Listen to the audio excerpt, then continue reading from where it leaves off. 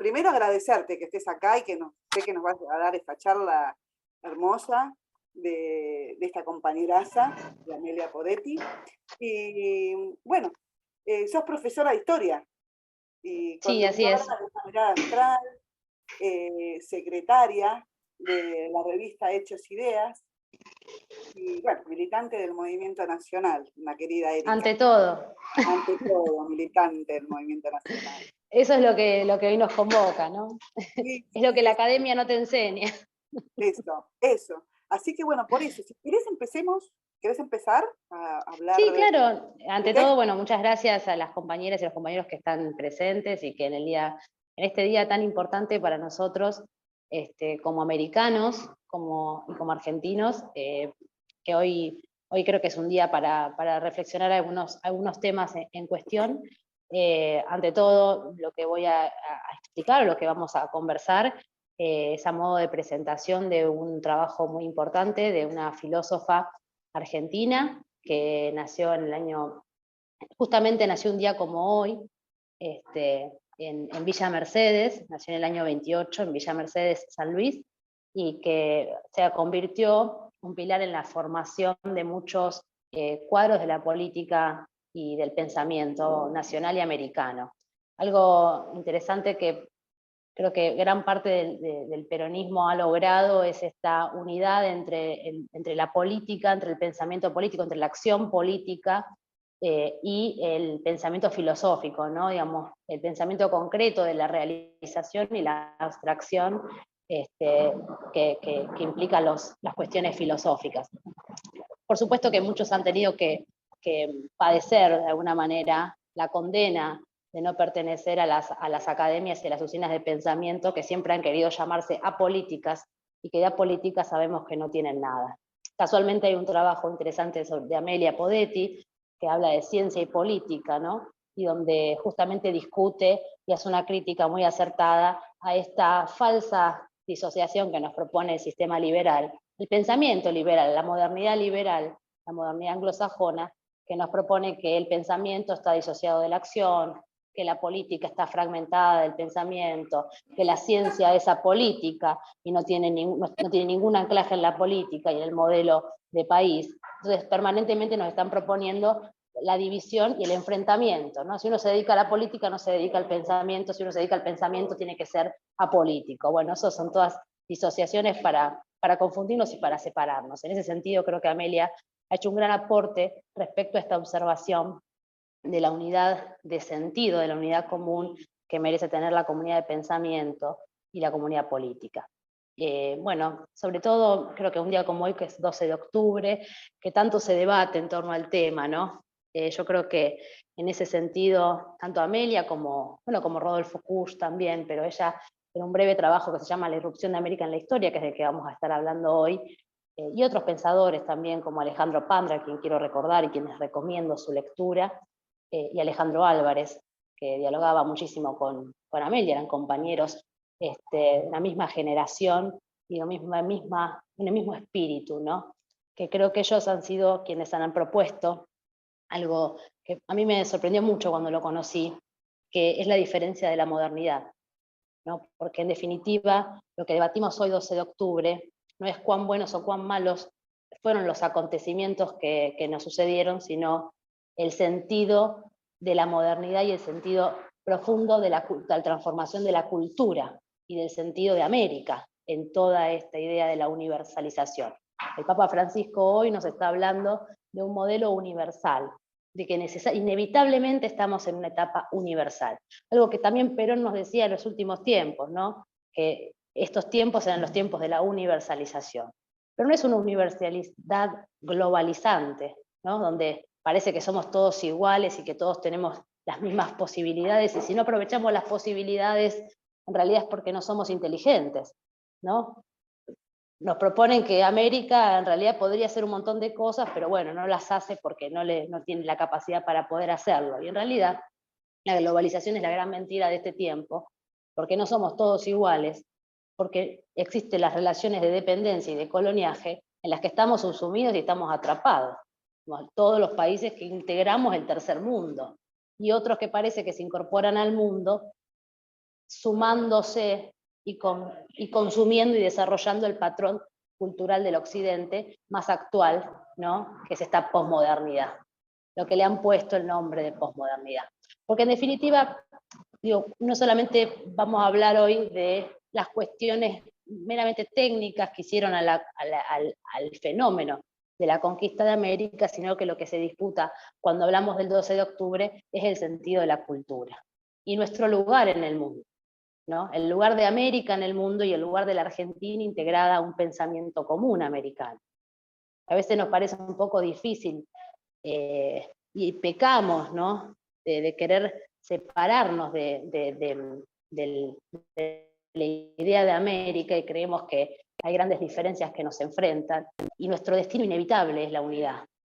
Sin unidad no vamos a tener posibilidad de ser nación, que es la gran pelea que damos permanentemente, ¿no? Patria lo somos porque es el patrimonio común, es lo que defendemos, es lo que nos han legado los patrias, pero la nación es una tarea. Es una tarea que tenemos, que es la que peleamos todos los días, ¿no? Para no desnacionalizarnos culturalmente, no solamente en materia de recursos materiales, que ya no es lo que venimos sufriendo, sino también en mantener vivo el espíritu común que nos hace ser una nación, una idea común de comunidad nacional, que es lo que tratamos de defender, y yo sé que ustedes de la militancia política permanentemente hacen, y eso es lo que diferencia, sobre todo, a estos grupos de compañeros y a otros que de alguna manera van naciendo, los diferencian en la militancia política, ¿no? Así que bueno, yo les agradezco por hacerme parte y por invitarme a compartir esto. Bien, ante todo yo les comentaba que Amelia Podetti había nacido un 12 de octubre, casualmente, y que ella había podido pertenecer a una generación que se formó en materia filosófica y gran parte de la universidad peronista, ¿no? Esa universidad que había sido hija del Congreso del 49, ¿no? En materia de pensamiento, que había dado cuenta a la comunidad de pensamiento del mundo que la Argentina tenía una posición filosófica, que no era una posición filosófica nueva, sino que era de alguna manera lo que Perón hace en la propuesta de la comunidad organizada, es recoger aquellos elementos que habían constituido al ser nacional, y no solamente al ser nacional, sino al ser americano, que se proyecta universalmente. Por eso Perón en la comunidad organizada, y disculpen que me vaya un poco de tema, lo que de alguna manera les dice, todos los modelos de modernidad que ustedes han expresado han caído, han fracasado, han llevado al hombre a la insectificación. Perdón, disculpen, me entró una llamada, disculpen, algo me querrían vender. Digamos, lo que Perón nos hace en la comunidad organizada es expresarnos esta propuesta nacional, esta propuesta desde la periferia para un centro que ya estaba en ruinas, ¿no? Que creo que eso es lo que expresa los resultados de las guerras mundiales, ¿no? Que una es continuidad de la otra y que la segunda, en definitiva, no termina de saldarse y termina en un conflicto permanente, que es el conflicto que tiene Occidente, ¿no?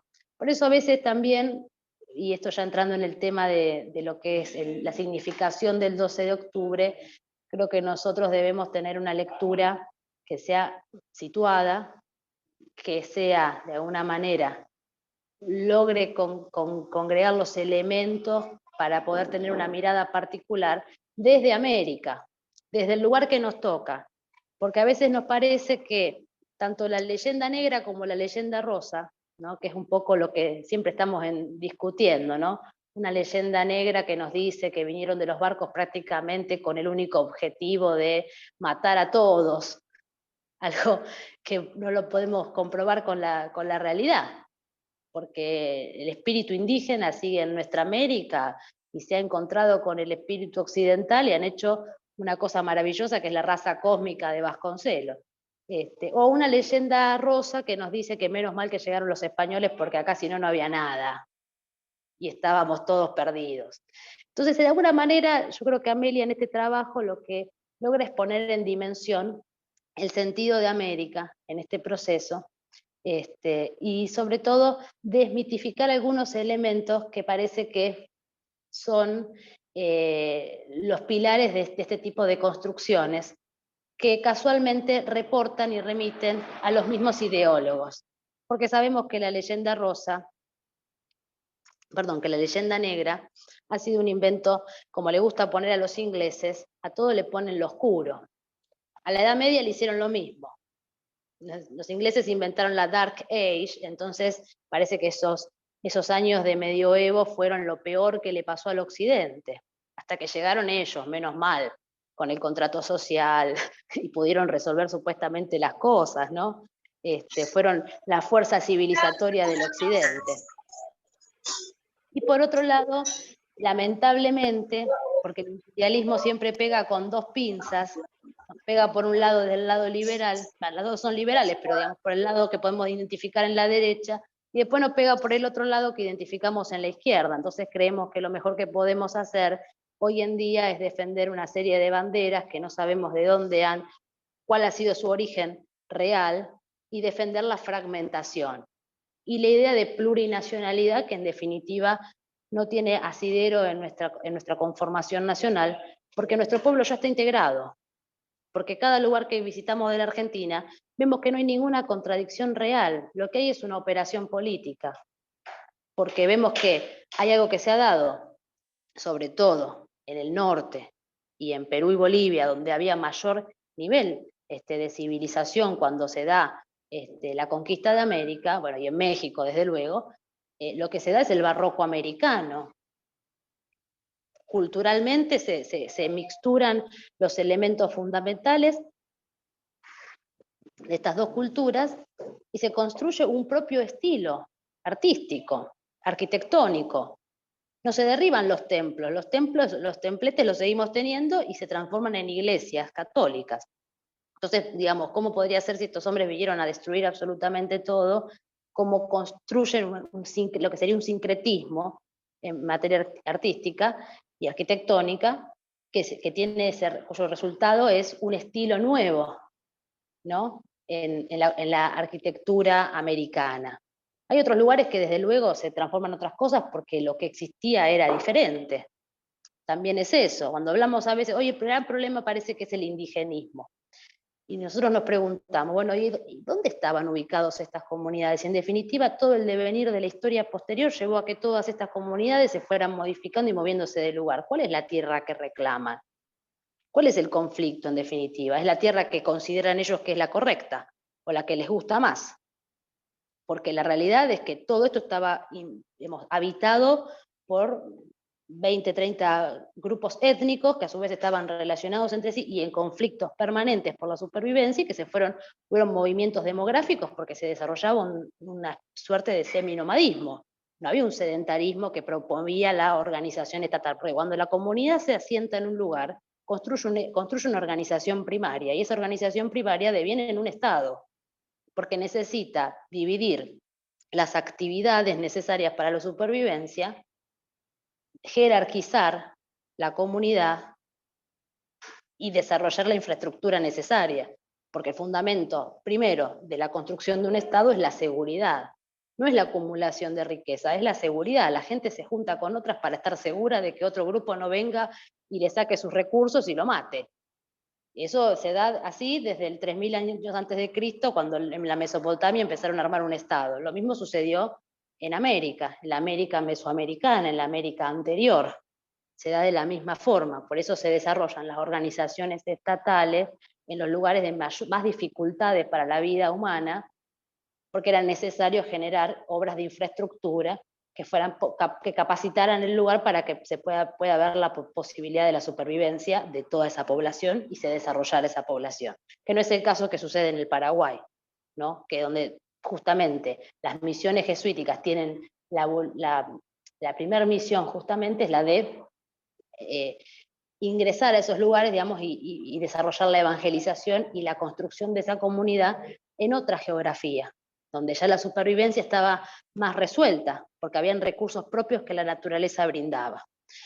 Entonces, en ese sentido, cuando a veces pensamos que el 12 de octubre es solamente Colón bajando de un barco con la intención de destruir a todas las comunidades que vivían, la realidad es que eso no se da de esa manera. o que el único objetivo que la colonización tenía era el saqueo de América, ¿no? Porque lo han puesto siempre en estos términos, una idea de saqueo. Tampoco es lo que ha sucedido. Digamos, cuando justamente se encuentra, y que no es el 492, porque a donde llegan es a Santo Domingo, donde se encuentran justamente con otra realidad, no llegan a Perú, digamos, o a Bolivia, donde era el eje central, o a México, lo que se encuentran en estas civilizaciones realmente los sorprende, porque se encuentran con una infraestructura mayor que la que existía en Castilla y Aragón.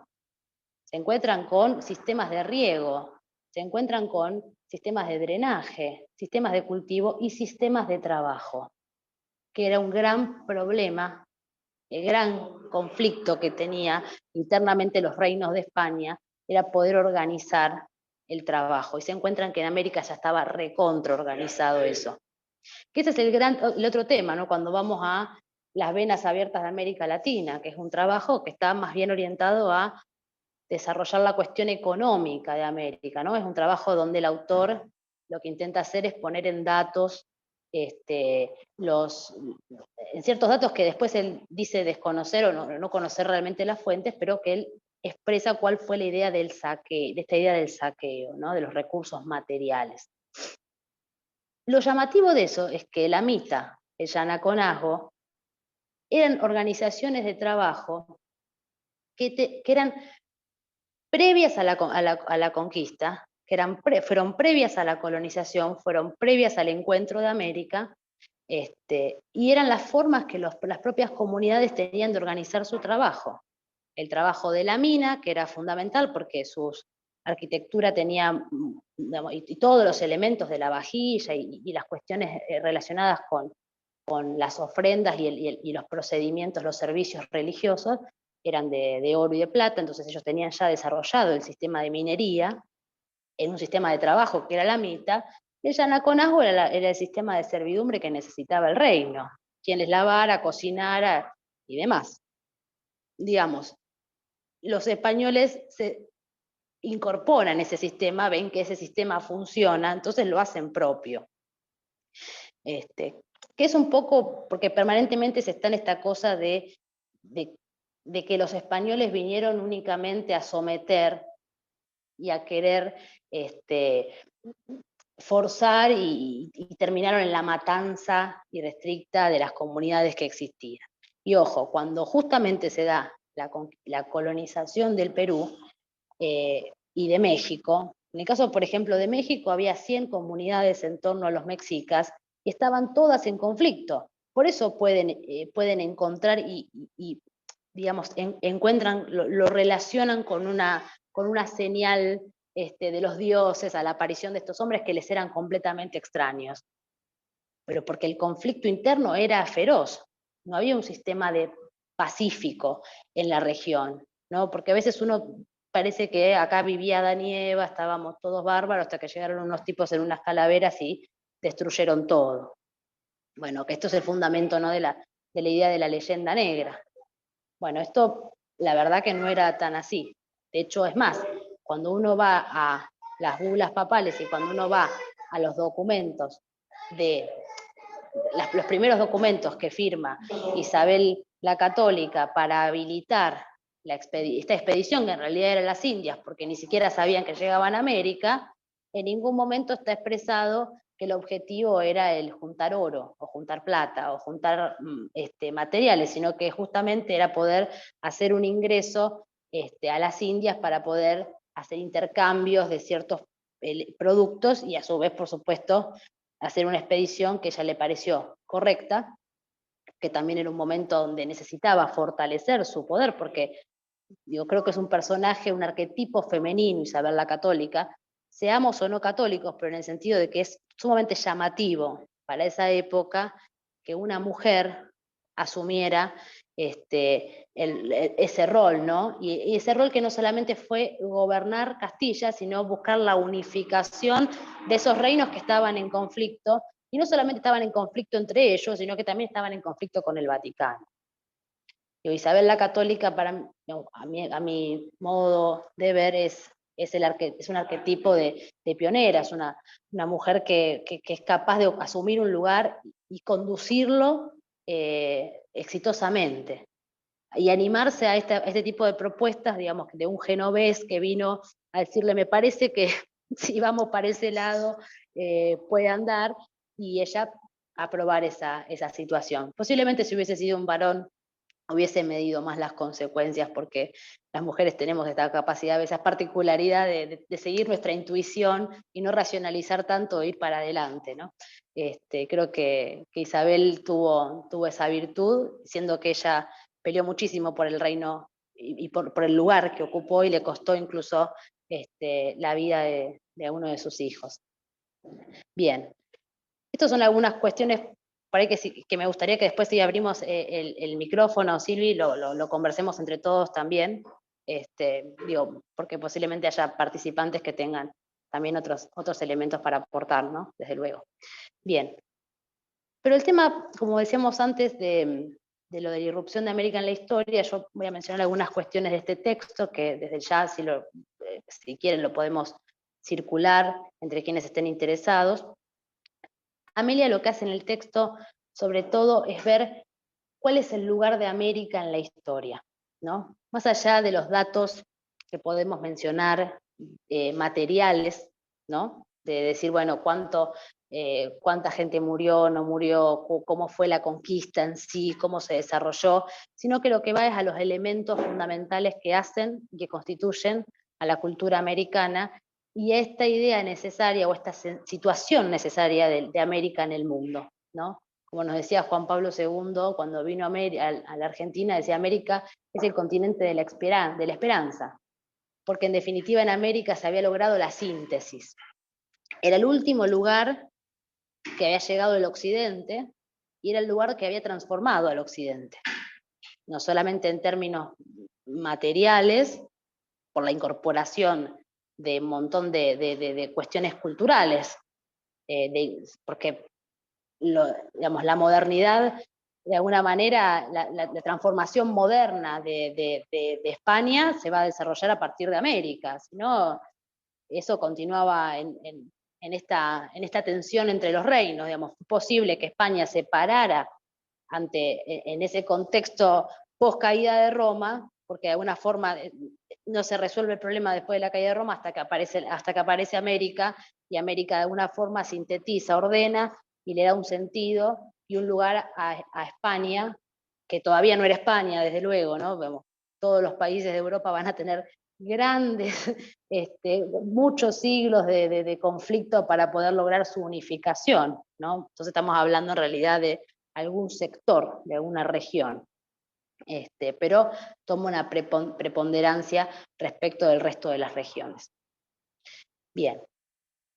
Amelia, en el texto La irrupción de América en la historia, nos dice que América comienza de modo efectivo en la historia universal, o la historia se hace efectivamente universal porque solo desde ese momento los hombres comienzan a conocer la Tierra tal como es y saben que ya están dispersos en todas sus direcciones. Digamos, que la aparición de América le permite al hombre moderno, ¿no? Estamos hablando de este hombre, ¿no? La noción real del mapa, del espacio real que ocupamos las personas. Digo el hombre moderno porque, en definitiva, el hombre americano va a tomar contacto de otra forma con esto, ¿no? Porque no es, en ese sentido, no hay un ida y vuelta.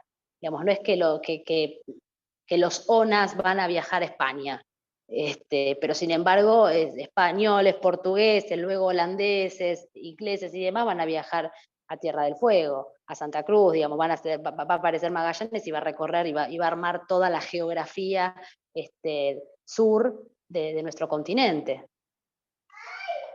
Dice, resulta paradojal que la razón europea moderna, que pretende alcanzar y expresar la universalidad sin límite alguno, pareciera no poder concebir con sus verdaderas dimensiones el hecho de la planetarización. El pensamiento moderno solo reflexiona sobre este acontecimiento comprendiéndolo como uno entre los muchos hechos producidos por la Europa moderna. Europa no se pensaba como el centro de un nuevo mundo, pues pareciera que para la conciencia europea solo se ha producido una ampliación del mundo tradicional.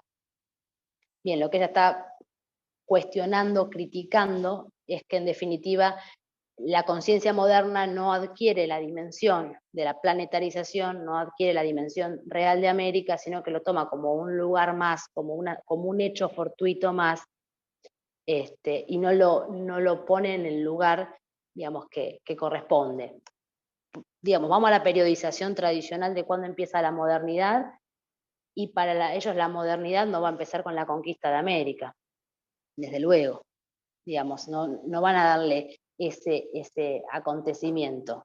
Ellos van a mencionar directamente fenómenos como la aparición de la imprenta, como la aparición del Estado absolutista, digamos, todo ese tipo de expresiones que son la modernidad, que es el desarrollo de la ciencia y de la técnica por parte del pensamiento anglo-francés. Para ellos la modernidad comienza ahí, donde se determina el siglo oscuro del medioevo, cuando empieza a aparecer la ciencia y esta lectura que hace el occidente de la historia de los griegos, de Roma y de América. Entonces ellos toman una preponderancia en ese lugar. Y como América la descubre, digamos, irrumpe en la historia de España, de alguna forma lo ven como un acontecimiento más. Esto es lo que Amelia va a criticar en este texto y a buscar la importancia que tiene el desarrollo de la modernidad, para el desarrollo de la modernidad cristiana, la aparición de América. Porque en esto hay algo que ella menciona, y que también lo menciona Alejandro Álvarez, que es la diferencia entre las dos modernidades, ¿no? La modernidad liberal, la modernidad del norte, la van a mencionar de esa forma, y la modernidad cristiana. Una modernidad cristiana que está basada ante todo en el desarrollo de las comunidades, de aquel antecedente comunitario que existía y que se expresa en términos políticos en el desarrollo de los cabildos.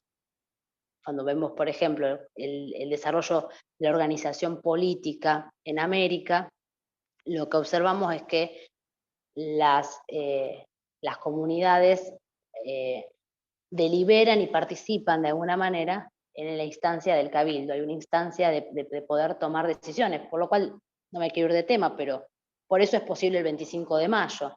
Si no hubiese posibilidad de que alguien fuera a discutir algo, si no hubiese nadie, si no hubiera posibilidad de que te convocaran a discutir algo, no hubiese habido 25 de mayo. Directamente lo ponían preso a Fernando y acá mandaban algún Borbón y listo, porque no había ámbito para decidir ni para discutir nada. Bueno, en este caso no solamente existían los cabildos, que eran los ámbitos de participación de los vecinos, sino que también América era considerada una más entre los reinos de España y tenía los mismos derechos en términos jurídicos y en términos políticos, al punto tal que mandaba representantes a las Cortes de Cádiz, que era donde se determinaban resolviendo las cuestiones políticas de los reinos, pero era considerado un reino, estaba a la misma altura, digamos, a la misma valoración jurídica que el resto de los reinos, como podía ser Castilla, Aragón, en fin. Acá, digamos, Amelia lo que dice, y menciona esto de la conquista, de la irrupción de América en la historia, porque lo que ella va a trabajar sobre todo es el fenómeno que implica esta aparición de América en la historia universal, y lo que le da realmente sentido a esta idea de la modernidad de las comunidades. ¿Por qué? Más que nada, sobre todo esta idea que ella menciona de la verdadera conciencia ecuménica, ¿no? De la verdadera conciencia del conjunto del mundo, al menos del mundo que se encontraba en aquellos tiempos, ¿no? Ya África estaba colonizada, ya se conocía la existencia de Asia. Bueno, lo que faltaba, digamos, para completar el conjunto era América. En ese caso ella va a mencionar algo que realmente a mí me pareció muy interesante, que es la cuestión de, cuando uno habla de nación, cuando uno habla de patria, de pueblo, lo que está hablando sobre todo es de un lenguaje común, ¿no? Como uno de los elementos de que uno sea parte de un mismo pueblo es que hable el mismo idioma. Y ella menciona a Nebrija, que justamente es el hombre que empieza a desarrollar toda la gramática castellana, y que lo hace también relacionándose con, con muchos conceptos que el castellano va a incorporar de los, no podemos decir idiomas, pero sí de los dialectos que sobre todo las comunidades guaraníes o las comunidades quechuas van a penetrar de alguna forma en el lenguaje castellano, ¿no? No solamente, que esto es lo interesante, ¿no? Que en América lo que vamos a observar es que los textos van a escribirse en castellano, pero también van a ser bilingües, y en las iglesias se va a dar misa en los dos idiomas. Bueno, por supuesto en latín, pero se va a incorporar procesos y ciertos rituales, ciertas actividades, digamos, en todos los idiomas. Lo mismo que en las universidades que van a ser, tal como son las universidades medievales, van a ser universidades bilingües. Digamos, permanentemente en la conciencia del desarrollo de América va a estar siempre presente digamos, la tradición, la traditio cultural de los pueblos que existían, ¿no? Bueno, un acontecimiento fundamental es que no hay ningún problema entre que los españoles contraigan matrimonio cristiano católico con los indígenas, digamos, ¿no? No es que, como sucede en la colonización del norte, que directamente a los hombres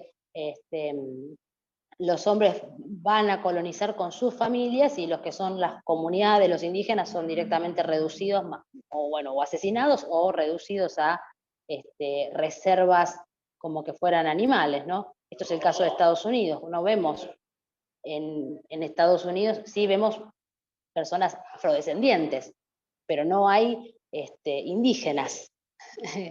Se conocen muy poco y no conviven y no se han desarrollado en el ámbito del pueblo norteamericano o del pueblo canadiense. En cambio, nosotros todos, de alguna manera, algún indio en nuestra historia, en nuestro árbol genealógico tenemos, porque no hubo ningún conflicto con ese tema, ¿no? Digamos, no hubo un conflicto de separación entre las razas, sino que al contrario, hubo una libertad total de que esto se desarrollara, y somos producto de todo eso. Acá voy a leer un breve texto sobre este caso de Nebrija para que quede más claro.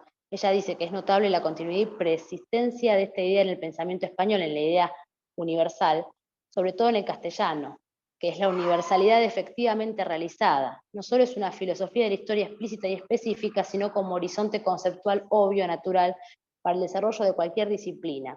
Se trata de la gramática, que de esto se va a encargar Nebrija, o la historia, que del derecho o de la metafísica. Digamos, en la historia podemos ver a Paulo Osorio, que es el primer historiador americano, y en el caso del derecho, bueno, el derecho de Suárez y Vitoria, que van a ser los principales juristas del desarrollo de la colonización, del proceso de desarrollo de la América hispánica, que van a justamente van a proponer un derecho civil sumamente diferente, planteándose que ante todo los indios, porque vamos a hablar con los términos que van, son seres humanos que son, por supuesto que son seres humanos, y por eso mismo pueden tener la salvación de Dios. Por eso mismo la importancia, ante todo, de la incorporación y la conversión de las comunidades a la fe católica. Hay una historia muy interesante de digamos que el desarrollo de las comunidades con los guaraníes fue bastante compleja en un principio, después fue teniendo mayor repercusión porque los modelos fueron exitosos, hasta el punto tal que hoy uno los puede ver en las pocas ruinas que quedan, la organización comunitaria que tenían esos territorios, pero había comunidades que no tenían ninguna intención de acercarse, por lo cual había un cura que pedía autorización al Vaticano para saber si podía bautizar, porque lo que más le importaba era que estuvieran bautizados, porque incluso en el caso de un enfrentamiento, al estar bautizados, el hombre podía tener su salvación. Si no estaba bautizado, ya era tremendo. Y eran permanentes los enfrentamientos porque eran comunidades antropófagas, digamos, te agarraban y les gustaba comer personas. Entonces pide autorización para ver si le pueden permitir bautizar tirando un trapo con agua bendita y diciendo la oración. Digamos, digo, como un documento de lo que a ellos les importaba esta cuestión de la evangelización. Alejandro Álvarez mencionaba cuando dice la cruz y la espada, ¿no? Este binomio que permanentemente vemos como que parece indisociable, ¿no? Bueno, América se hizo con la cruz y con la espada, te dicen. Bueno, yo creo que es más con la cruz que con la espada, que si vamos a los enfrentamientos reales, no hay grandes, lo que sí hay es muchos levantamientos en la última etapa, es verdad, muchos levantamientos con los encomenderos, porque por supuesto que yo no estoy diciendo que los españoles sean todos buenos y los ingleses son todos malos, lo que estoy diciendo es que había mayores límites para el accionar, porque desde luego que la ambición y desde luego que la perversión está en las personas. Digamos, no se hacía un casting para mandar gente a España, a América, había de todo. Y por supuesto que el abuso de poder en el encomendero, en el hombre que organizaba el trabajo rural, se desarrollaba. Por eso los levantamientos muchísimos levantamientos de los indígenas, ¿no? Para rebelarse por el abuso que se daba en algunas plantaciones y sobre todo en las grandes plantaciones extractivistas, ¿no? Como las del café, las del cacao, y un mercado y un capitalismo que empezaba a requerir estas cosas y empezaban a encontrarle la beta de que eso funcionaba, ¿no? Entonces requerían y exigían que se produjera más, y eso fue, sobre todo en el siglo XVIII, ante todo, la cantidad de levantamientos que hubo. Pero no hubieron, digamos, batallas que podamos llegar a decir grandes batallas históricas entre el bando de los españoles y el bando de los indígenas. Digamos, entonces, lo que sí hay es un profundo trabajo de evangelización, una tarea permanente de esa evangelización, que, digamos, puede ser criticada o no. Para mí, yo me considero en una religión, pero digamos, es una tarea que muchas religiones se han dado a lo largo de su historia cuando se incorporan o cuando entran en contacto con algún otro territorio y otros pueblos, ¿no? Y esto es lo que Alejandro mencionaba permanentemente, ¿no? De que en definitiva se da más la batalla de la cruz que el combate con la espada, que hay una lucha permanente por la evangelización y por el acercamiento de la palabra de Cristo a estas comunidades. Lo llamativo igual es que es esto de que se mantenga, ¿no?, el quechua, el aymara, digamos, ¿no? Que no es que se prohibieron, al contrario, se les dio, digamos, se les dio una entidad dentro de lo que la modernidad, ¿no?, proponía o creía que estaba bien, ¿no? Para ellos estaba bien dejar registro de eso. De hecho, tenemos registro de eso porque hubieron tipos de la iglesia que se pusieron a escribirlo y lo pudieron dejar escrito, ¿no? Y hoy lo podemos recibir.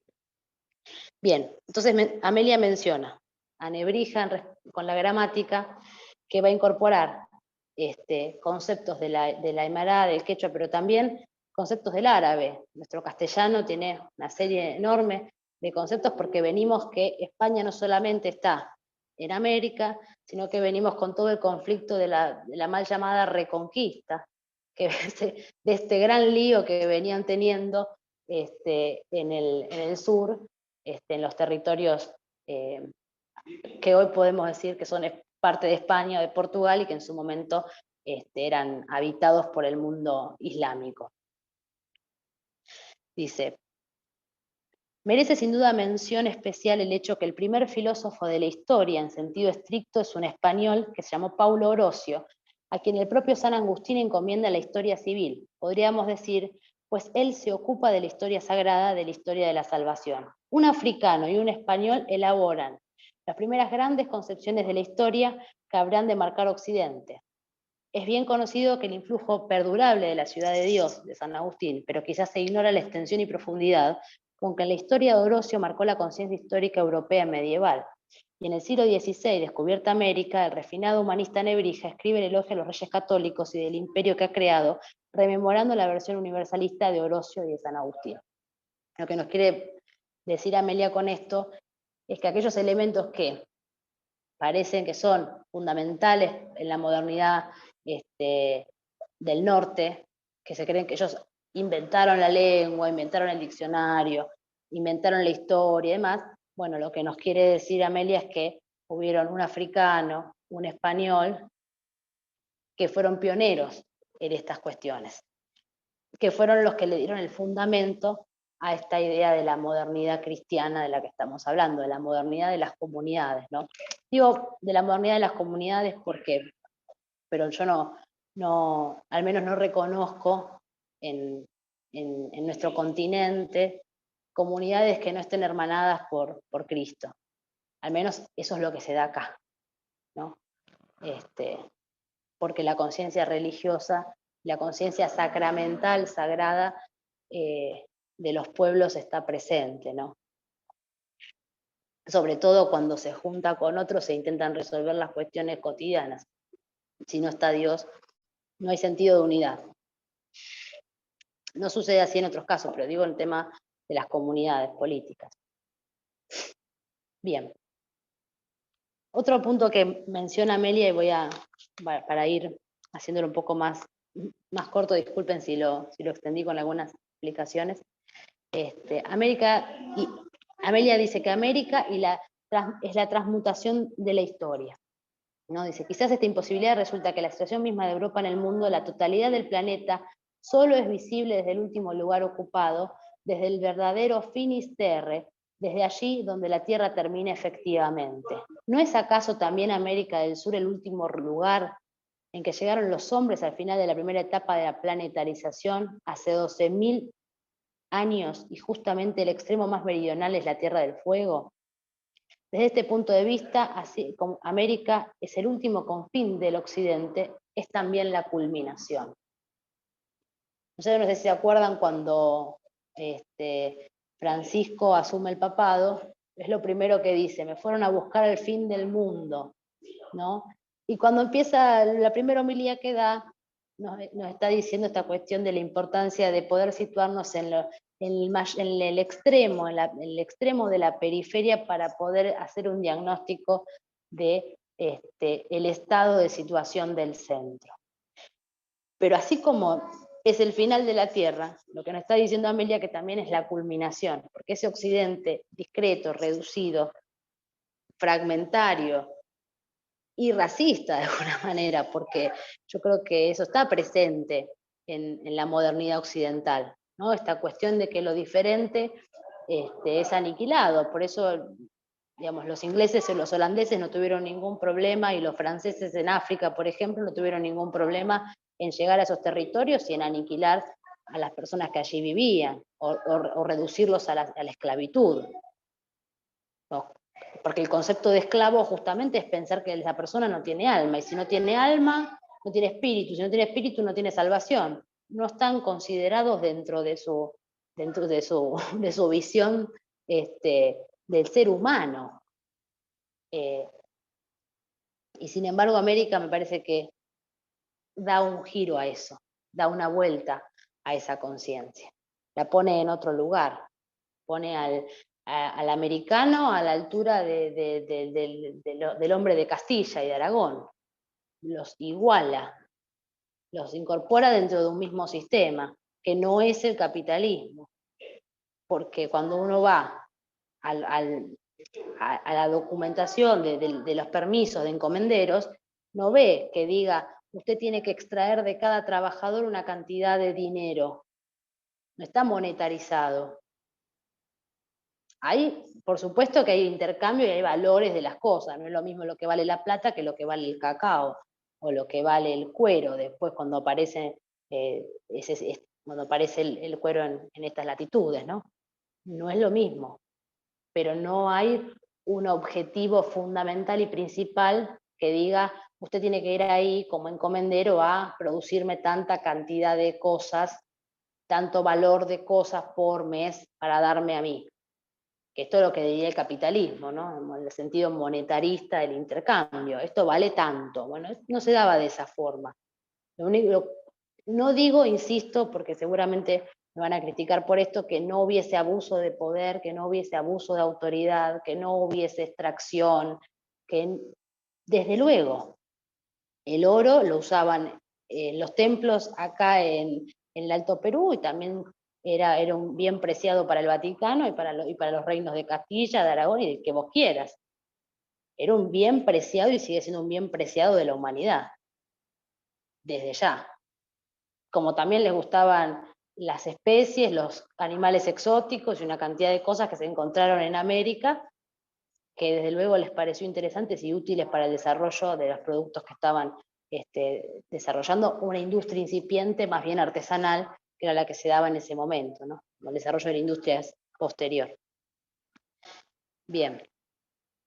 Entonces esta idea, esta noción del fin del mundo como el lugar para poder arrancar el nuevo mundo, porque si América Latina es la culminación de esa modernidad, lo que nos está diciendo también es que es el inicio, es la esperanza, es el inicio de algo nuevo, de un modelo civilizatorio nuevo, necesario hoy más que nunca para poder pensar en la salvación que a veces parece que no la encontramos, porque todo nos tiende a pensar que nos vamos al final de las cosas, ¿no? Nos vamos a la disolución y a la desintegración total. América aporta esa esperanza y sigue siendo hoy el continente donde hay más población joven, donde hay más nacimientos,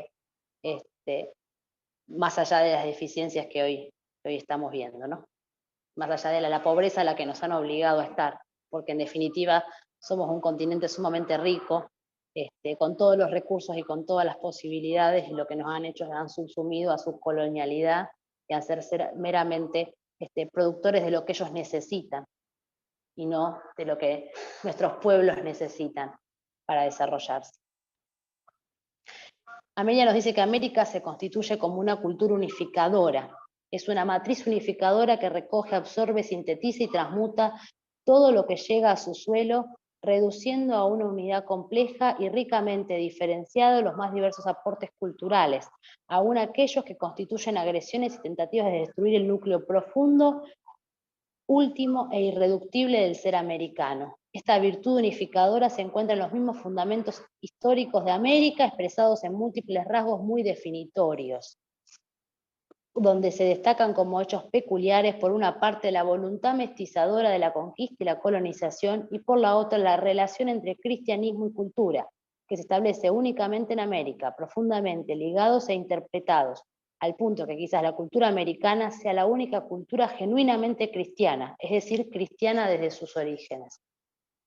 Acá Amelia se juega diciendo esto que seguramente va a tener muchas críticas, pero lo que nos está diciendo es, ante todo, que la conquista de América, la irrupción de América en la historia tiene esa voluntad, ante todo, de la unidad en materia de espíritu, digamos, de la unidad religiosa. Tiene una voluntad, ante todo, de ser cristianizadora, de acercar a Cristo, de traer la palabra y la historia de Cristo y la fe en Cristo al conjunto de los pueblos que habita, digamos, y de pueblos que se transformaron para siempre, ¿no? Porque, vuelvo a lo mismo, desde el principio, desde que el español llega, y que no solamente es el español, ¿no? Porque convengamos que viene acá primero que nada es un italiano, desde que el hombre occidental llega a América, en forma, digamos, directa, se hermana y se encuentra con la realidad, y esa realidad ya es transformada para siempre, porque no hay barreras ni límites jurídicos o morales para poder desarrollar esto. Digamos, se encuentra y se desarrolla. digamos, Cortés, Pizarro, no, se van a casar, digamos, con la hija del emperador, no es que van a estar diciendo, no, como es indígena no podemos tener familia, porque no, digamos, Buenos Aires posteriormente va a ser posible porque vienen los hombres del Paraguay con sus mujeres y tienen hijos acá, y porque vienen las mujeres, porque en la primera colonización no había una mujer y se los comieron los indios crudos. Pero como vienen con las mujeres tenemos más capacidad de resistencia y de desarrollo de la vida doméstica. Entonces lo que posibilitó es que aunque hubiese 2 cueros y un hueso, se hacía una sopa y se comía. Entonces, y se lavaba la ropa aunque hubiese un poco de grasa y de jabón.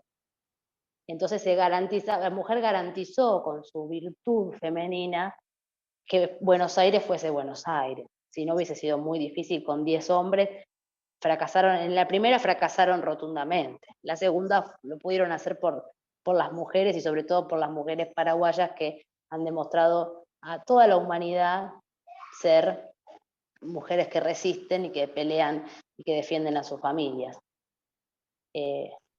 Digamos, entonces, en ese sentido, lo que dice Amelia es que en cuanto se da esta llegada del mundo occidental, del universo occidental cristiano, porque no es el universo occidental anglosajón, digamos, es un universo occidental que ante todo lo motiva Cristo, lo sostiene Cristo, y lo sostuvo incluso estando en las cavernas, ¿no? Como tuvieron que permanecer muchos cristianos para poder sobrevivir cuando eran perseguidos. Entonces el motor está puesto en eso, está puesto en esta cuestión de la colonización, de la evangelización, ante todo como el motor de este encuentro. Dice Amelia, es justamente la vocación de síntesis, la virtud de unidad, la aptitud para transmutar tradiciones culturales diversas lo que al mismo tiempo particulariza y universaliza a América. Hay una vocación de universalidad en su propia particularidad cultural. Digamos, vocación de síntesis, virtud de unidad y transmutación de las tradiciones culturales. Porque todo lo que se conoció hasta el momento es transformado, porque se encuentran 2 cosas diferentes y resultan en una. Pero a su vez América continúa su desarrollo, incorpora, digamos, lo hace, a Cristo lo hace americano, lo hace propio, se encuentra y se siente hijo de Cristo, y es algo que posiblemente la conciencia occidental actual lo haya olvidado, o lo haya negado. Y es un poco el resultado de lo que está pasando en la Europa actual. Bien, para ir cerrando la cuestión y pasar al intercambio, acá hay algo que Amelia nos menciona sobre el tema de la crisis de esta modernidad. Me interesaría compartirlo con ustedes. En cierto modo, la historia de la modernidad es la historia del desarrollo progresivo y expansivo de esta concepción, digamos, de la concepción de la exaltación técnica, de la tecnocracia, un poco el estado de la aceleración de los tiempos y la desregulación de los espacios, que es un poco la crisis de la modernidad actual que estamos viviendo.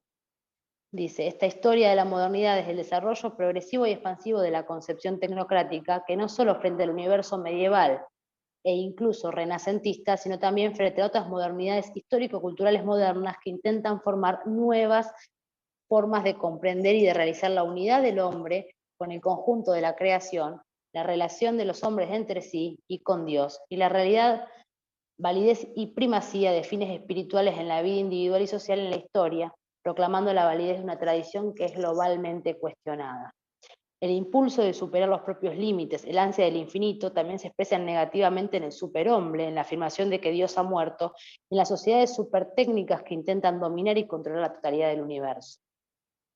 América hoy es la expresión de esa unidad, de esa fecundidad, de lo nuevo, del inicio de un nuevo proceso y de la posibilidad de la salvación del hombre y de la mujer en estos tiempos. Me parece que vamos al abismo total, a un estado apocalíptico, ¿no? Un estado de revelación de una nueva, de una nueva situación en la que América es el escenario fundamental para esta batalla. Por eso mismo Amelia escribe este texto, La irrupción de América en la historia, no para discutir términos historiográficos particulares, sino para que en algún momento los americanos tomemos conciencia del rol fundamental que tenemos en esta batalla contra la modernidad.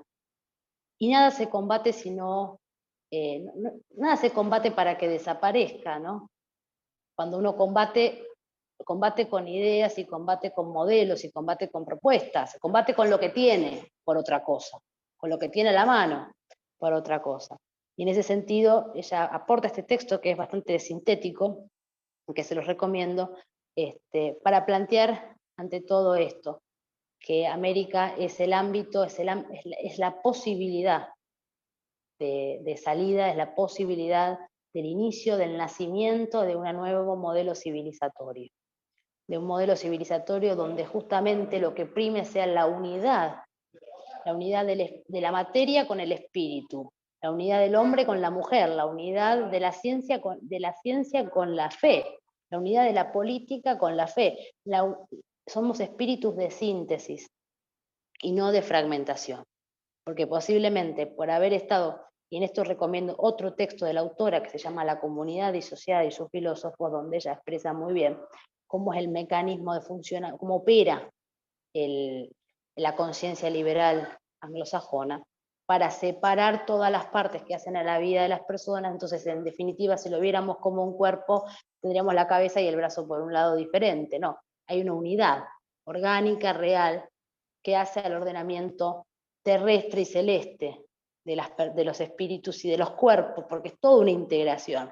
Y en ese sentido, ella lo que menciona en este texto, y por eso cuando Silvia me propuso que habláramos de la hispanidad, yo le dije, mira, a mí me gustaría que habláramos de este texto, porque nos puede servir para la cuestión política, que en definitiva es lo que intentamos hacer, lo que hacemos, ¿no? lo que nos está congregando en el día de hoy.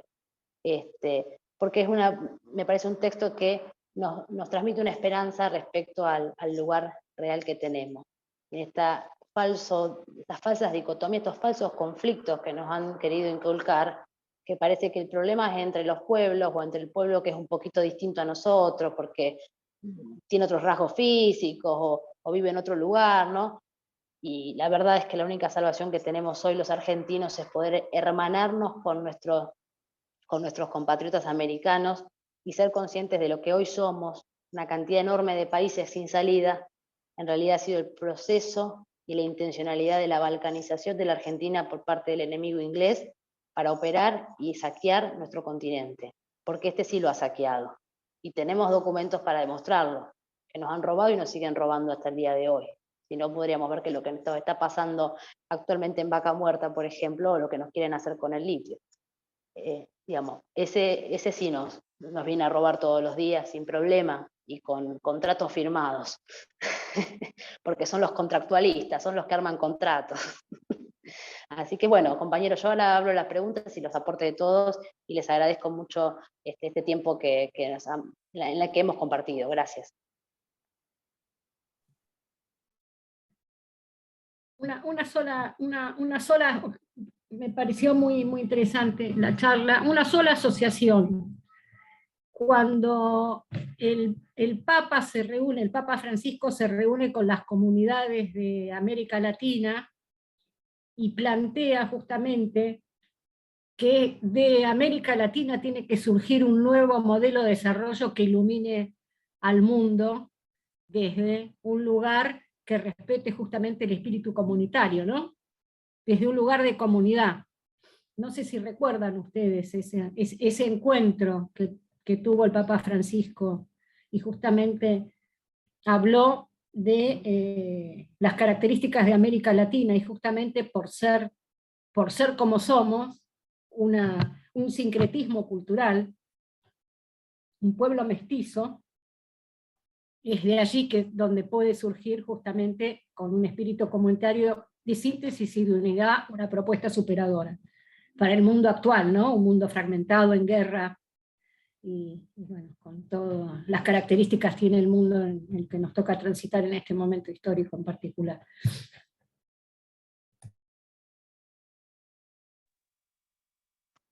Adriana, ¿no? Sí, sí, Adriana, sí, sí. Hola, ¿cómo estás? Perdón, Adriana. estoy con el celular y no veo quiénes son los No compañeros que importa, están sí. hablando, perdón, pero te escuché por la voz y por la radio. Sí. Sí, totalmente. La verdad que todos los momentos que Francisco se ha expresado, siempre ha puesto a América Latina en ese lugar y en esa misión, nos ha dado esa misión. Y sobre todo, y algo que yo no mencioné, y me equivoqué en no mencionar, es que Amelia Podetti fue una persona que dialogó muchísimo con Francisco en los años 70, y ella daba los cursos cuando la orden jesuítica arma la Universidad de El Salvador, que de alguna manera fue una institución que ayudó a que muchos docentes que la dictadura después los dejó sin laburo pudieran trabajar y tener un ingreso para mantener a sus familias y tener un ámbito también académico para continuar. El Papa Francisco tiene una profunda admiración por Amelia, por el pensamiento de Podetti, y ella daba los cursos de introducción. Todos los alumnos que se anotaban en las carreras tenían que ir a los cursos introductorios donde uno de los temas era este texto. Ella fue una profesora que, la verdad, a mí me enorgullece poder haber conocido a mujeres como Ana Colotti o Cristina Andreu, que son compañeras que han sido alumnas y a su vez discípulas de ella, u otras como Cristina Reigadas, que hoy es una persona una filósofa que publica permanentemente libros y trabaja todos estos temas de la modernidad y la crisis del Occidente. Mujeres que han sido muy importantes. Bueno, la compañera Marta creo que también la conoció a Amelia en aquellos tiempos, y en toda esta generación de mujeres pensadoras y militantes. Así que bueno, de hecho, Francisco, a la gente que va, a los argentinos que van, le dicen, vean a Amelia Podetti, y a veces aparece algún compañero diciendo, algún muchacho que tuvo la suerte, antes recibía más gente, ahora está recibiendo menos, que de alguna forma se ponía en contacto por Hechos e Ideas, porque Hechos e Ideas fue la revista que ella dirigió del 73 al 76, una revista de origen radical que ella en el 73, en septiembre del 73, con el motivo del regreso de Perón a la patria y al poder, ella refunda con la autorización de Eduardo García, quien era el fundador de la revista, le cede los derechos a ella y empieza a publicarla, y publica una serie de 9 números hasta el año 76, ¿no? que por supuesto no se pudo continuar.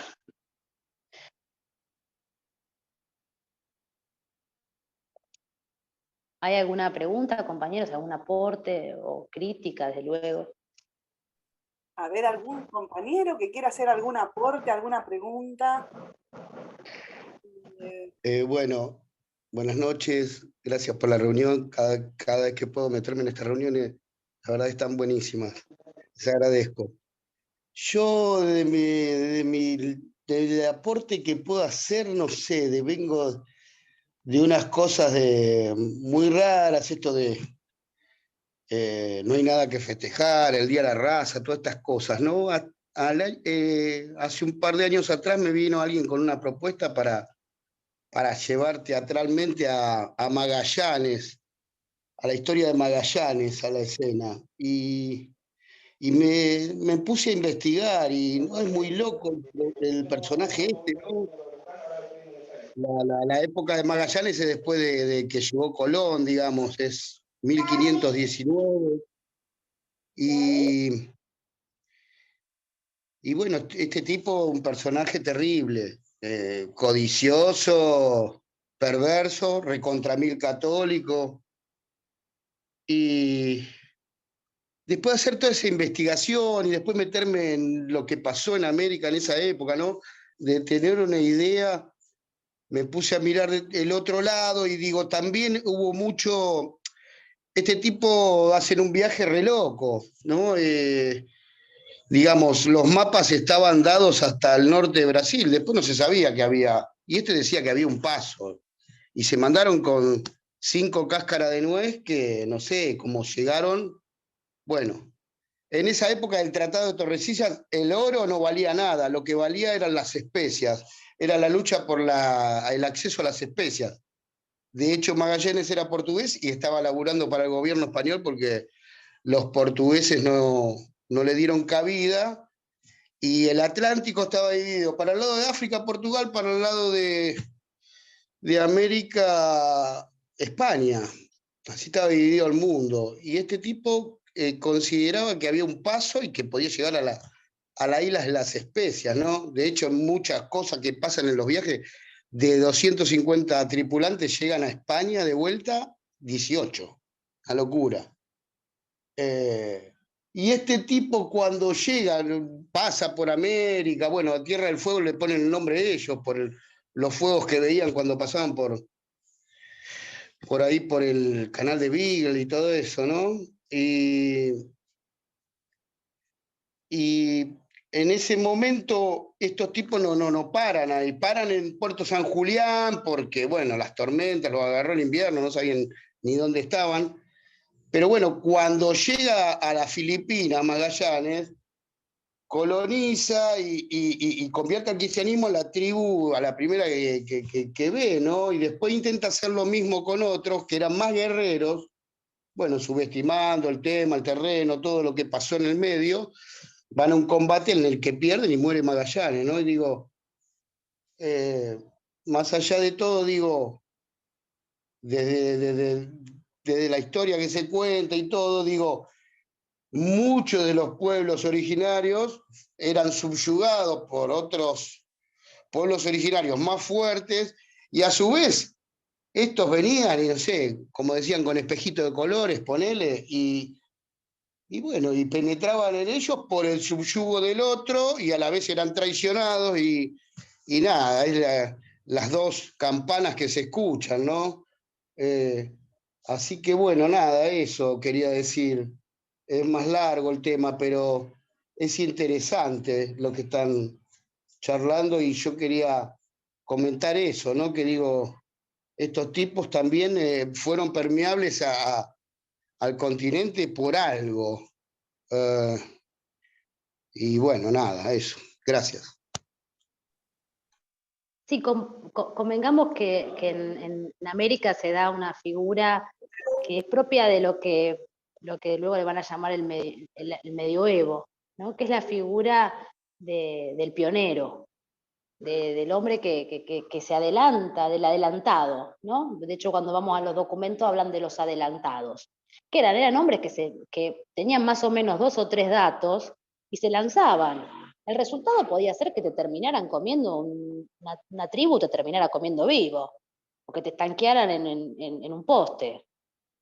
Ese podía ser el resultado, como por ahí podías terminar siendo hernandarias y traer el ganado a estas tierras, y digamos, gracias a ese hombre podemos decir que se empieza a darle un sentido a este territorio que no estaba como en el eje, digamos, de los puertos y del desarrollo minero, que era lo que más se desarrollaba en América, ¿no?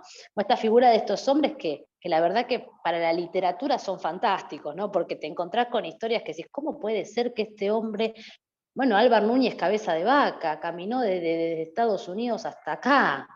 ¿Cómo hizo este tipo? Somos hombres que tenían esa virtud de lanzarse a la experiencia.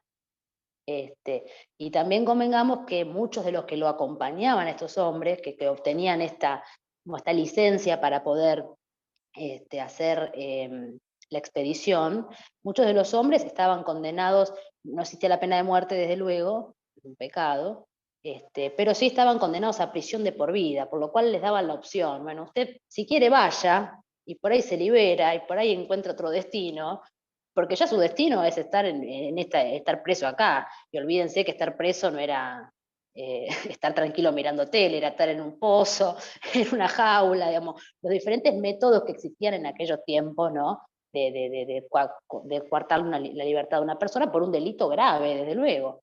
Bueno, esas personas decían, bueno, yo lo acompaño a este, por ahí zafo. Y muchos zafaron, digamos, y otros murieron, por supuesto, en el intento.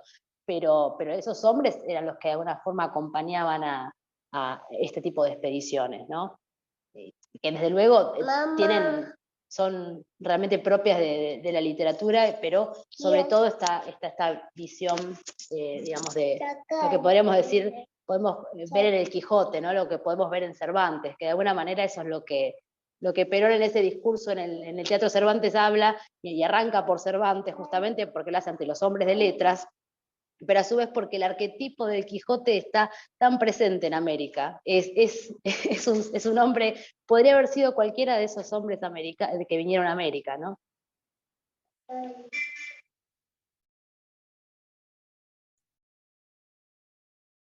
A ver, Marta.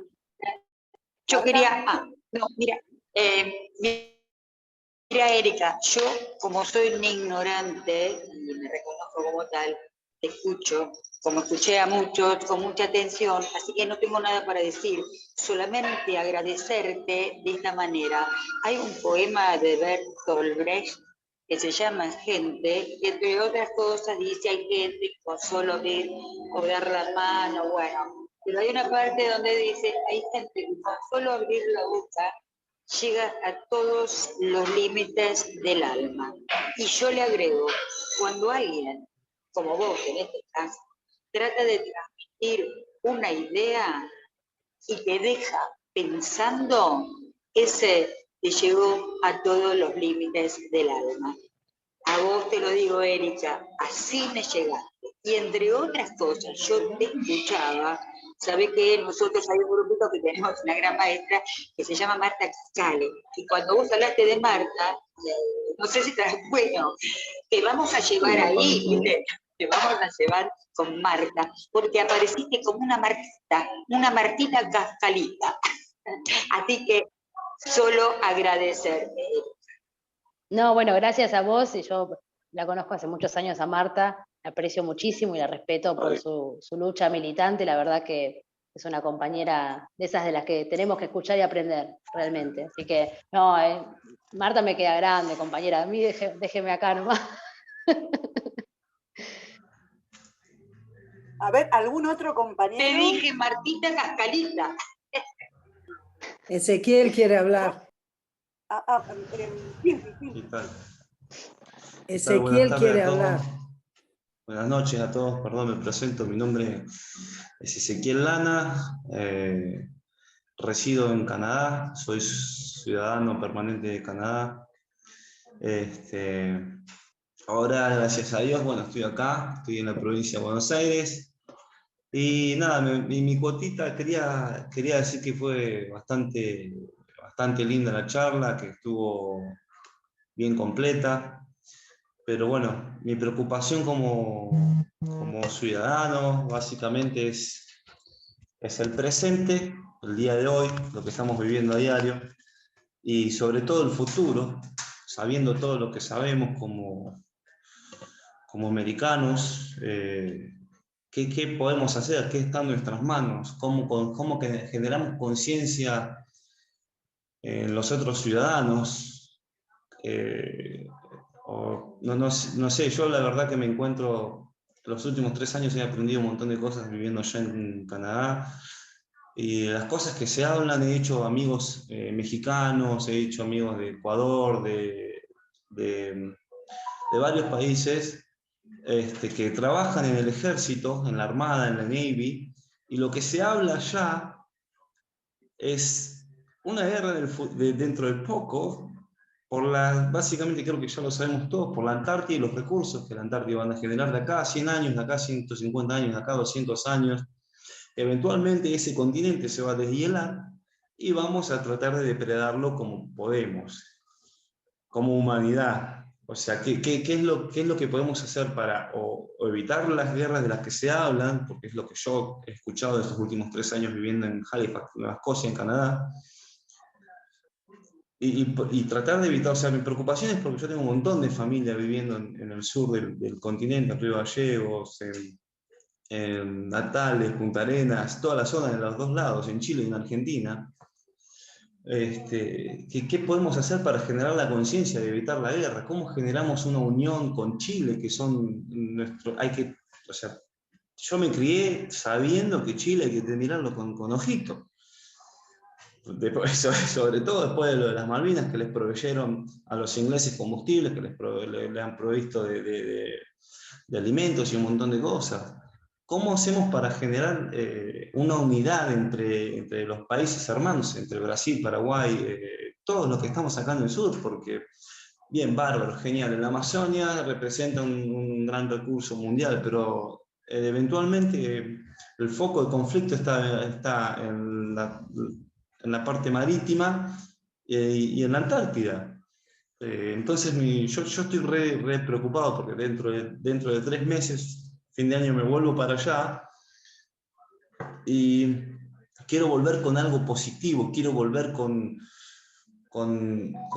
la certeza de que gente como yo, gente común, está consciente de que lo que puede pasar es que tomen la Patagonia y chau Argentina, chau Chile, nos corren bien para arriba y se terminan quedando con la Antártida.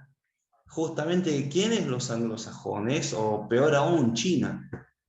O sea, yo me quiero empapar de conocimiento para ver qué se puede hacer de acá en adelante. Es todo tan complicado y tan turbio, ¿no? Yo lo veo desde afuera porque no pertenezco a ninguna facción del gobierno, no pertenezco al ejército, no pertenezco a nada, a ningún lado, soy un ciudadano común. Pero desde allá en Canadá, abrí los ojos y dije, no, pará, ¿qué está sucediendo? Y no gracias a que yo me di cuenta, gracias a que conocí gente de México, de Ecuador, de varios países que trabajan dentro del Navy, de la Armada canadiense, y ellos a mí me contaron, che, vos no estás preocupado jugando al pool, ¿vio? Grupo de latinos, me ingreso porque necesitaba ser amigos y una comunidad. La mayoría ahora trabajaban en el ejército porque pagan muy bien y te jubilás re rápido. Bueno, ¿y qué me decían? Vos no estás preocupado. ¿Por qué yo jugando al pool, viste? ¿Por qué voy a estar preocupado? Y porque lo que se habla y lo que nos enseñan en clases, en clases o de qué son las simulaciones en la Navy, son justamente de todo eso, de la invasión a la Patagonia y de la invasión a la Antártida. Entonces yo me agarro la cabeza y digo, ¡pum! ¿Qué hago? Y ahí fue donde empecé a conocer estos grupos de política. Y bueno, acá estoy, por eso. En fin, nada. Quería saber qué opinan ustedes de acá en adelante. Todo bien con la historia, es quien nos define, gracias a la historia somos lo que somos y no hay que olvidarla. Pero ¿qué hacemos de acá en adelante? ¿Cómo generamos conciencia de lo que puede llegar a pasar? O sea, es bárbaro, somos soberanos. Pero ¿soberanos de qué? Si no tenemos armas nucleares, no tenemos nada. No sé que no somos soberanos. Ese es el tema. Tampoco somos libres. Y encima, ¿qué es lo que tiene que pasar? ¿Que nos ataquen? ¿Que nos invadan? ¿Para qué? ¿Para que nos unamos? No lleguemos a eso. No hay que llegar a eso. Tenemos que generar conciencia ahora. ¿Y cómo? Yo no soy youtuber ni nada, o sea. Y la verdad estoy un poco asustado porque mi mamá está en Río Gallego, mi hermano está en Punta Arenas, mis primos están en Caleta Bolivia. Le decimos Caleta Bolivia porque hay muchos bolivianos. Pero el punto es, o sea, ¿qué hacemos? A mí me está entrando la desesperación. Yo me volví acá a Argentina con un ataque de pánico que no tienen ni idea, machazo. Pero machazo. Mira, yo te voy a decir una cosa, después seguramente hay compañeros que están en la lucha política más formal, metidos. digamos, que van a dar una opinión más certera. Pero esto te lo digo a términos personales. A veces no hay que preocuparse o angustiarse por las cosas que no podemos alcanzar, sino empezar a hacer de a poco las cosas que nos circundan. Digamos, y el hecho de que uno pueda compartir con otros esto, nutrirse y poder digamos, ser consciente, porque lo peor de todo es que hemos perdido la conciencia de la realidad, el sentido de la realidad. Seguimos viviendo, vos fíjate que agarras un diario de la Argentina y todo lo que se habla es de una política doméstica, de la inflación más, la inflación menos, de una cosa renunció tal, asumió tal, y en ninguna noticia, en ningún lugar sale que se vence el Tratado Antártico. donde está en peligro la posibilidad de que la Argentina siga teniendo sus bases. Aquellas bases que sentó Perón en su primer gobierno, aquella base a la que visitó Isabel Perón, la primera mujer en pisar la Antártida, el continente antártico, y sin embargo, a esas bases hoy no le estamos mandando los recursos para poder sostenerlas, mientras que cada vez hay más expediciones y tenemos a todo el ONGismo y todas estas estructuras que lo que hacen es, en una idea de misión de paz y de investigación, estaban haciendo un relevamiento permanente de las cosas que hay y que no hay ahí. Y ya tienen un proyecto para nuestro territorio de acá a 100 años. Y es sin nosotros. Pero ¿qué pasa? A mí me parece, y esto es una opinión muy personal, cuando pasan estas cosas y uno va y lo combate directamente, se va a pelear, digamos, no logra nada. El tema es cómo hacemos nosotros para seguir sosteniendo que somos argentinos y que vivimos en este suelo. ¿Cómo hacemos para seguir estando de pie? Y tomar conciencia de que esto es una guerra, como ya nos expresó Francisco, que es una guerra en cuotas, es una guerra licuada, edulcorada. Una guerra económica, ¿no? Sí. Es una cosa que parece como una cosa media gelatinosa, ¿viste? Que no tiene consistencia, pero nos van socavando de a poco con esto, negándonos la información. Pero tampoco basta solamente con tener información si seguimos siendo elementos del sistema. Digamos, también sirve el trabajo permanente que tenemos que hacer todos los días para sostenernos en pie en este contexto, donde cada día es una lucha, cada día es un combate. Para muchos argentinos hoy hay un combate permanente que es el comer y el sostener a su familia. Para la Argentina estratégica lo que nos está faltando son 10 millones de personas.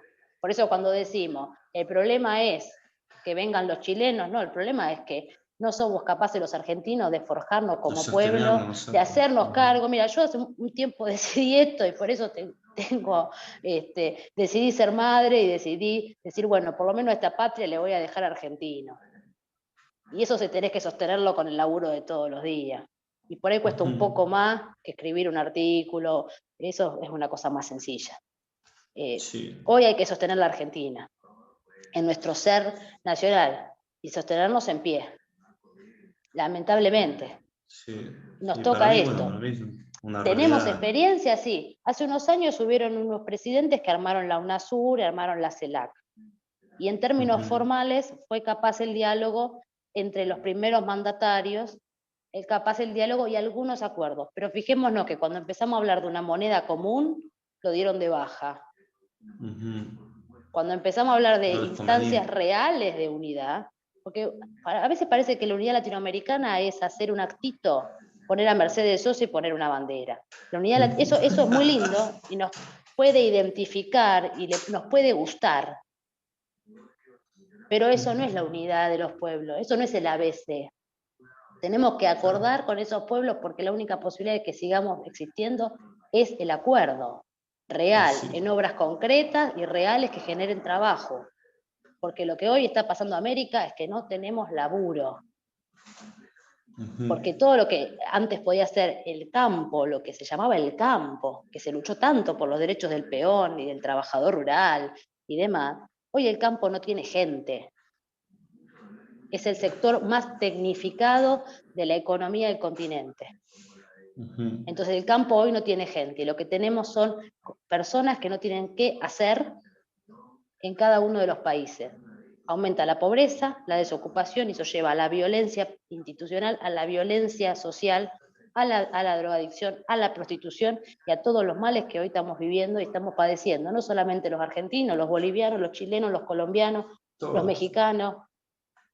Entonces, tenemos problemas comunes y tenemos intereses comunes. Por eso, ahí entra mi desesperación en decir, bueno, ¿qué tiene que pasar? ¿Nos tienen que invadir para que la gente reconozca que hay un problema? ¿Qué tiene que pasar? ¿Tiene que llegar al poder un tipo que sea, no sé, que tenga huevos? Tiene que volver el peronismo, Ezequiel. Tiene que volver el peronismo, Ezequiel. Tiene que volver el peronismo. El peronismo, porque esta gente que está ahora diciendo el nombre de Perón no son peronistas. Por eso, tiene que volver a haber un proyecto nacional que además se encargue de ponerse al hombro a la patria, que pueda terminar con la fantasía de lo plurinacional y toda la pelotudez que se habla que tiene que poder pensar estratégicamente el lugar de la Argentina en el mundo y el lugar de la Argentina en este momento. Y para construir esa unidad hay que empezar por saber quiénes somos. Para pensar en la unidad con los otros pueblos de América hay que empezar por aceptarnos lo que nosotros somos. La vez pasada yo pensaba, qué bien estuvo tanto pelearle contra Colón, la ubicación que le han puesto frente al aeroparque, ahora se distingue, ahora se ve. Uy, me estoy por quedar sin batería aquí también. Bueno, creo que acá los que estamos en este grupo somos todos militantes políticos que hemos adoptado la conducción de Guillermo Moreno, principalmente porque vemos que ahí hay una mirada que precisamente es estratégica. Las cosas que a vos te preocupan, y como bien te ha dicho la Erika, la manera en que uno puede abordar eso es teniendo esa comprensión y mirando el hoy y el aquí para construir la herramienta que te permita esa transformación. Acá hay un dirigente en la política argentina que ha planteado la temática que a vos te aflige. No sé cuánto conoce él de que los militares canadienses se entrenen para ir a la Antártida, pero él ha tenido la visión muy clara en todo, uniendo cada uno de esos hilos respecto de lo que implica el tema con Chile. Vos decís, y la Adriana Guitia obviamente asiente, que es muy importante que nosotros encontremos los puntos en común con Chile. Pero para eso, nosotros, primero que nada, tenemos que saber quiénes somos y tenemos que poder construir esa unidad. Me acuerdo cuando la primera vez le escuché decir a Moreno que nosotros, tal vez en 20 o 25 años, no sé cuándo podemos recuperar a Malvinas, cuando el PBI por cápita en Argentina sea de no sé cuántos miles de dólares y demás. Porque precisamente de lo que se trata es que si somos capaces de recuperar el peronismo para construir un proyecto nacional, podemos ser un punto de acumulación, de atracción. Y entonces estas reflexiones, esto que hacemos nosotros hoy con la exposición de la Erika, con las reflexiones tuyas, de cada uno de los compañeros, lo que cuenta Ariel, lo que plantea la Adriana, es nuestra construcción de los cimientos para que esa política que queremos hacer en el cada día no sea una especie de barrilete sin cola, como pasa hoy con tanta dirigencia que se arroga el nombre del peronismo para destruir el proyecto nacional. Entonces, pienso que, bueno, un poco de angustia puede ser que te ocurra, pero sobre todo lo que te tiene que ocurrir es que saber que no estás solo y saber que todos en conjunto estamos construyendo la herramienta para actuar sobre la realidad, precisamente no para estar a la defensiva, sino para estar construyendo ese proyecto nacional que además retome el sentido de esa América hispánica y que también se encuentre con los brasileños, porque ellos también están en peligro frente al poder imperial. Ahora, por supuesto que una de las recetas para enfrentar la angustia es la acción, y en este caso es la acción política, es la organización, es ser parte de esto. Y nosotros estamos organizando un partido que es Principio y Valores. Estamos juntando afiliaciones y adhesiones. Estamos convocando a que los argentinos se sumen a un punto de acumulación verdaderamente peronista. Así que fuerza, Ezequiel, que vos no estás solo y todos nosotros no estamos solos y tenemos quien mira antes que todos nosotros ese norte hacia el que queremos ir. Así que yo diría que le agradezcamos a la Erika, la felicitemos, agradezcamos a los compañeros que cada miércoles estamos acá, firmes como rulo de estatua, para reflexionar, para aprender, para brindarnos, porque tenemos compromiso con la patria y con el pueblo. Y porque sabemos que la política es eso, que la política no es para uno, sino es para todos. Así que no sé si a ustedes les parece bien, yo pediría que hagamos un gran aplauso para la Erika, que además ya tiene una demanda, diría, muy importante ahí en el equipo. Así que... Muy bien. Muchísimas gracias. Y nos vamos a ver el lunes 17 de octubre en el monumento a Perón que hay en la avenida Paseo Colón y avenida Belgrano a las 5 de la tarde, porque nosotros tenemos bien en claro que sin peronismo no hay patria, no hay independencia, no hay soberanía y desde ya no hay justicia social. Y mucho menos equidad de género, digan lo que digan los boludos por ahí. Así que un abrazo, compañera. Compañero. Un abrazo. Gracias, Gracias, Erika.